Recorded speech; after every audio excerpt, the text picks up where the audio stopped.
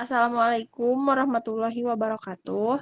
Perkenalkan kami dari kelompok 4 yang beranggotakan saya Neng Saloh Indonesia, Doni Makapeli, Desti, dan Revan Faturezi Deviansyah.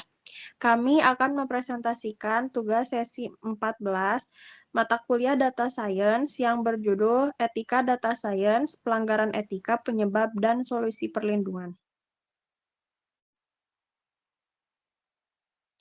Mengapa etika data science penting? Yang pertama, keputusan AI mempengaruhi kehidupan nyata. Di dalamnya terdapat pekerja dan karir, kesehatan dan diagnosis, keadilan dan peradilan, akses kredit dan finansial. Lalu pelanggaran yang sudah terjadi apa saja?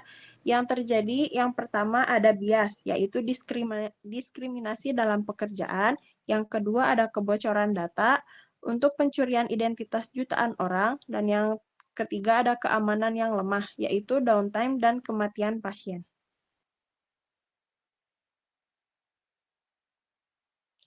Untuk isu bias yang pertama, bias dan diskriminasi, yang pertama ada input data, yaitu bias untuk 80% laki-laki dan 20% perempuan.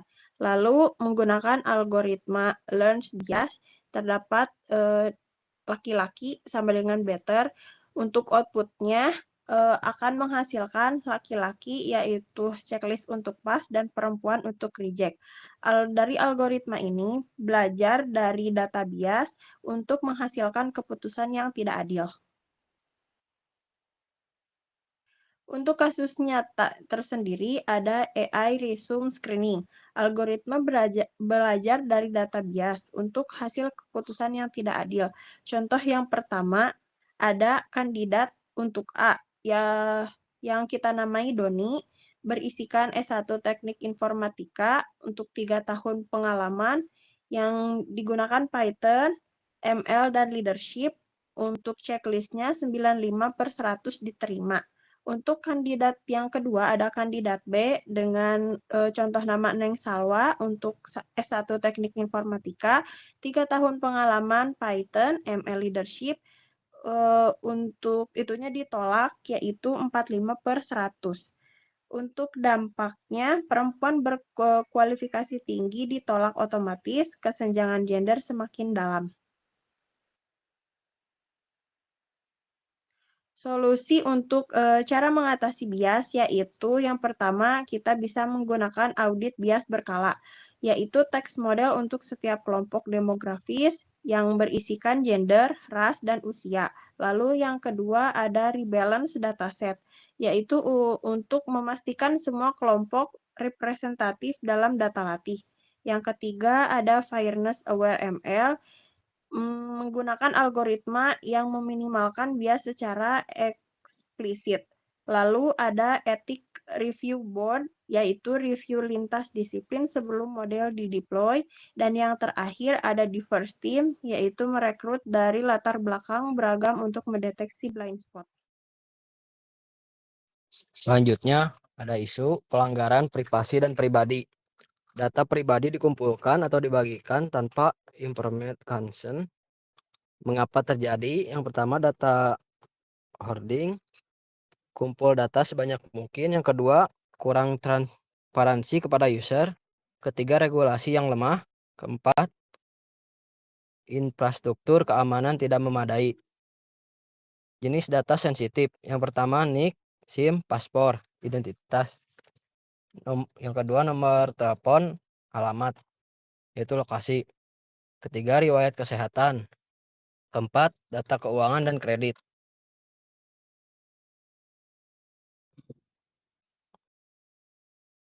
Kasus nyata kebocoran BPJS tahun 2021, 279 juta pribadi bocor, yaitu NIK, nama telepon, alamat, riwayat kesehatan. Yang pertama ada phishing, halo BPJS. Kedua, fraud rekening palsu. Ketiga, identity pinjam uang. Keempat, extortion, bayar atau sebarkan. Data sekali bocor sama dengan dampak selamanya. Korban bisa kehilangan uang, identitas, dan ketenangan pikiran.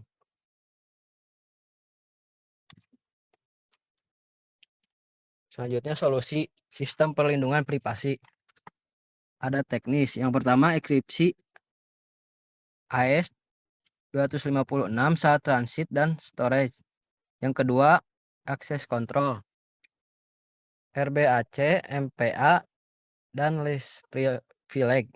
Yang ketiga, anonymization, hapus identitas dari data. Organisasi yang pertama data governance, polisi jelas tentang data. Kedua, compliance, UUD PDP, GDPR, dan ISO 27001. Ketiga, incident response, breach notification plan.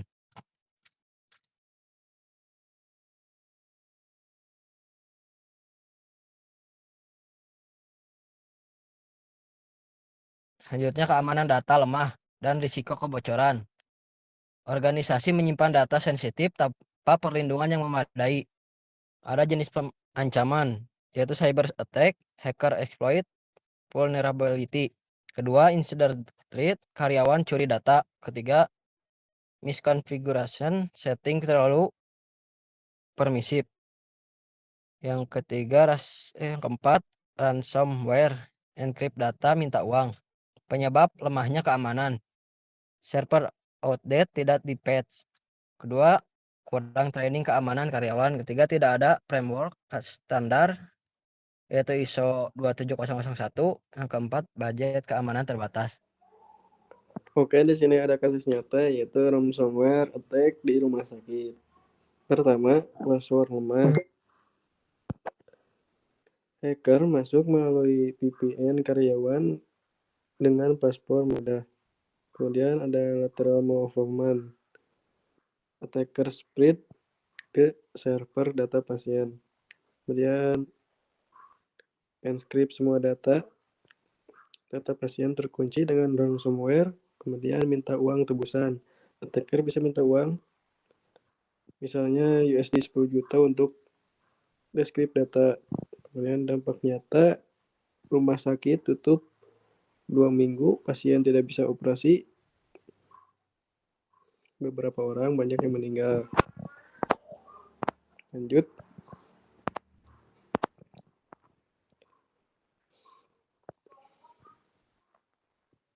Kemudian solusi sistem perlindungan keamanan. Di sini pertama ada framework dan desain dengan menggunakan ISO 27001 atau NIST standar, kemudian security by design, kemudian risk assessment. Kemudian infrastruktur ada server hard rate dari network segmentation, firewall, dan IDS atau IPS. Kemudian vulnerability patching. Kemudian operasian 24 jam monitoring, kemudian incident response tim, kemudian employee training, kemudian vendor risk management. Lanjut. Kemudian ada 3 isu etika kritis. Pertama, isu bias, penyebabnya data imbalance, desain buruk, penyebabnya ya. Kemudian dampaknya penolakan pekerjaan, kemudian ketidakadilan. Solusi utamanya yaitu audit bias, fairness ML, kemudian deeper STEAM.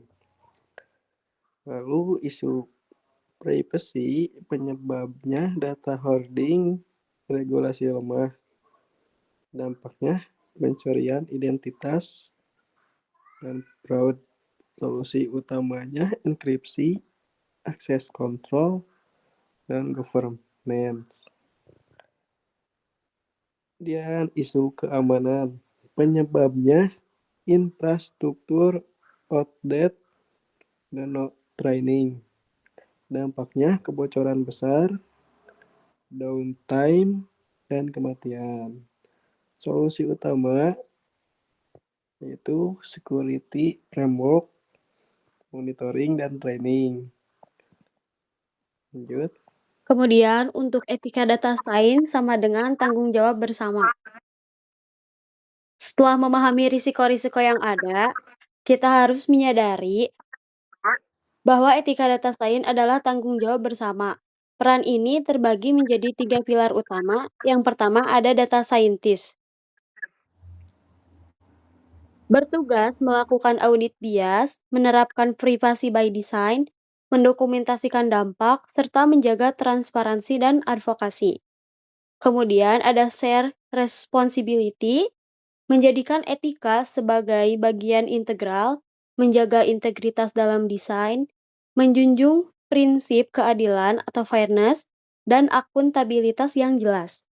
Kemudian, organisasi bertanggung jawab menyediakan kerangka keamanan, security framework, tata kelola data, anggaran, kepemimpinan, kepatuhan atau compliance, serta pelatihan bagi tim. Untuk mengimplementasikan nilai-nilai tersebut, kita bisa menggunakan framework praktis 5 langkah dalam setiap proyek data. Yang pertama, problem definition, menentukan apa masalahnya, siapa pemangku kepentingannya, serta apa resiko dan manfaatnya.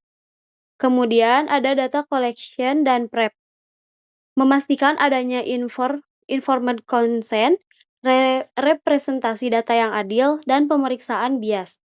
Yang ketiga ada model development, menerapkan batasan keadilan, fairness constraints, audit bias, dan analisis trade-off. Yang keempat, ada review dan approval, melalui proses tinjauan etika, hukum, keamanan, hingga persetujuan akhir. Yang terakhir, deploy dan monitor, melakukan pemantauan keadilan secara kontinu, respon cepat terhadap isu, dan audit rutin. Regulasi perlindungan data di Indonesia. Di Indonesia, praktik ini telah dipayungi oleh regulasi yang kuat. Yang pertama, UU ITE nomor 11 tahun 2008 mengatur tentang pelanggaran akses data, manipulasi informasi, dan kejahatan cyber. Yang kedua, UU Perlindungan Data Pribadi (PDP) yang sudah disahkan dan mulai diimplementasikan penuh pada 2024. UU ini mencakup hak subjek data, akses, koreksi, hapus, kewajiban organisasi, peran DPO, notifikasi kebocoran, hingga denda miliaran rupiah. Yang terakhir ada standar internasional. Kita juga merujuk pada ISO 27001 untuk keamanan informasi dan NIST Cyber Security Framework. Sebagai kesimpulan, data science adalah tanggung jawab moral. Ingatlah bahwa etika bukan sekedar fitur tambahan, melainkan fondasi dari data science yang baik. Data science sama dengan kekuatan besar yang dibarengi tanggung jawab yang besar pula. Power ditambah responsibility. Mari kita mulai langkah nyata dengan mengaudit model untuk bias dan mengecek enkripsi data, mengimplementasikan MFA dan membuat SOP etika, melatih tim keamanan, serta aktif mengadvokasi praktik etis di lingkungan kerja. Sekian presentasi dari kelompok kami. Mohon maaf bila ada kesalahan. Wabillahi taufiq wal hidayah. Wassalamualaikum warahmatullahi wabarakatuh.